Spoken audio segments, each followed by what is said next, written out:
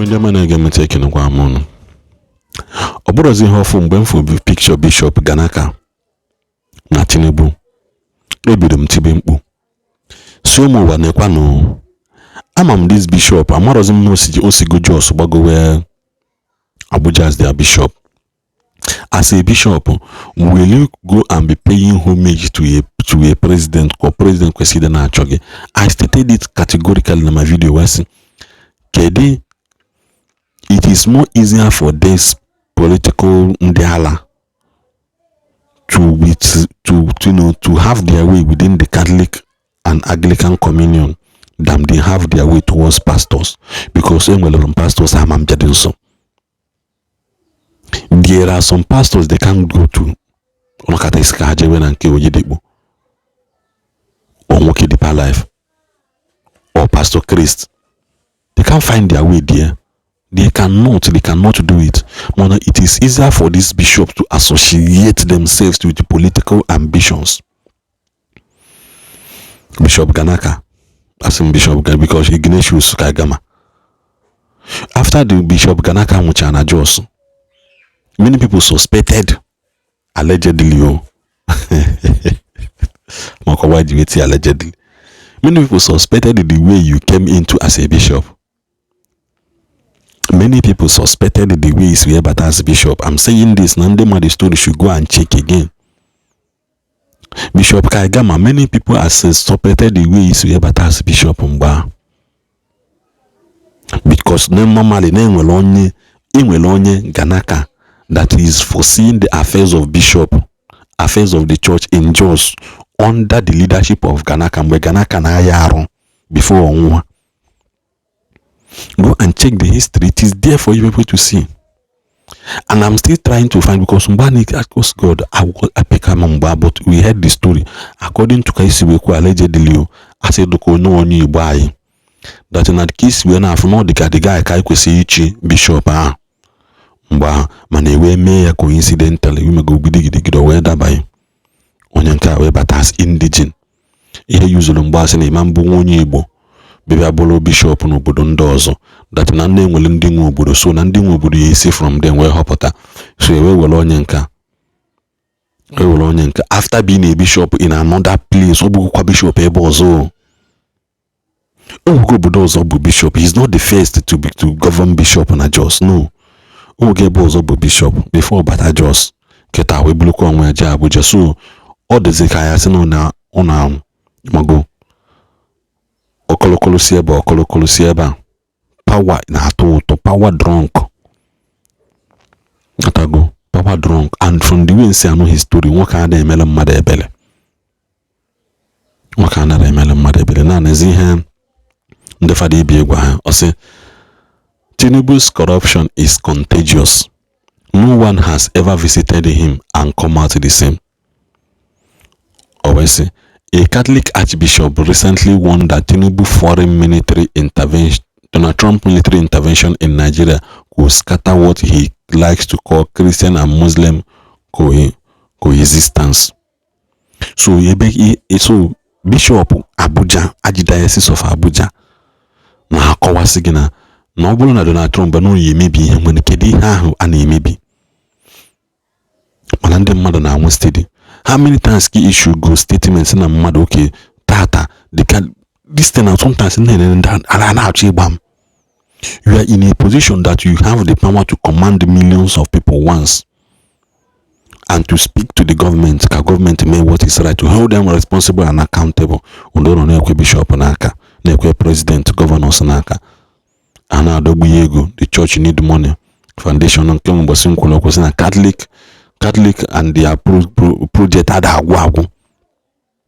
every time Catholic need the ego, honey need the ego project and cause honey need the ego steady. That is why these people now always find their way into the Catholic because of bag of money and check. The guy was saying, but let us stop lying to ourselves. There is no coexistence in the first place. How could you coexist with people who are slaughtering you, burning your homes, and openly announcing that your existence offended them? What exactly are we pretending to preserve? Bishop Ganaka. Oh God. Ganaka mele my belly. Bishop late Ganaka because Bishop Kaigama. Bishop Kaigama. Bishop Kaigana. What exactly are you pretending to preserve? Obviously, the truth on the ground is bitter. They don't want to coexist with us. They want us to stop existing. The corruption flowing from the president is so contagious that no one visits Aso Rock and come out the same. Every church hierarchy who enters, whether to negotiate, beg or plead loyalty, seems to return with a strange paralysis, unable to speak truth again. It is as if integrity evaporated at the gate. The suffering of the masses became an afterthought, and the blood on the land became political inconvenience. The church have always been the last moral voice in Nigeria, but if the hierarchy continues to move around, escorted by private security, hiding behind tinted SUV, insulted from the scream of the people, how can they understand the desperation we live in? If we truly want coexistence, then let the church hierarchy walk among us without security, without the armor of privilege, without the illusion of safety. Let them coexist with the same danger their flock faces every day, and let them see whether diplomacy alone can keep them alive. Because if even the church fail to stand boldly with the dying, the displaced, the betrayed, then Nigeria is finished. Then Nigeria is finished. Also, not politically finished, morally finished. A nation screaming for help while its leaders trade silence for comfort and its defenders choose safety over truth cannot survive for a long time. We are not asking for war, we are asking for honesty, we are asking for courage, we are asking for leaders, religion and political, who will stop pretending things are fine when the ground is soaked with innocent blood. If the voices meant to protect us become soft, if the shepherds choose comfort over confrontation, then the wolves will finish what they have started. And Nigeria will wake up one day and discover that coexistence was the biggest lie ever told.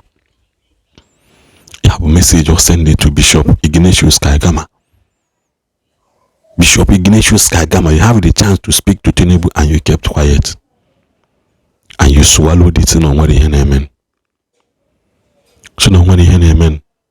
Then Nezia Ibebe, a priest that survived Benue State massacre, Kuloko, and this is what the guy have to say concerning it. A prophetic voice is thundering in the wilderness. Bishop Wilfred is speaking the truth, many are scared to speak. At an edge where leaders trade comfort and convenience, he dared to stand on the altar of truth without blinking. I pray he continues this uncompromised prophetic boldness, because this generation desperately need a shepherd who refuses to bow to political pressure, social applause, or the fragile ego of the powerful. If truth makes the comfortable uncomfortable, then let it thunder louder. We need few entertainers in the pulpit and more prophets who are not afraid to confront the darkness inside and outside the church. And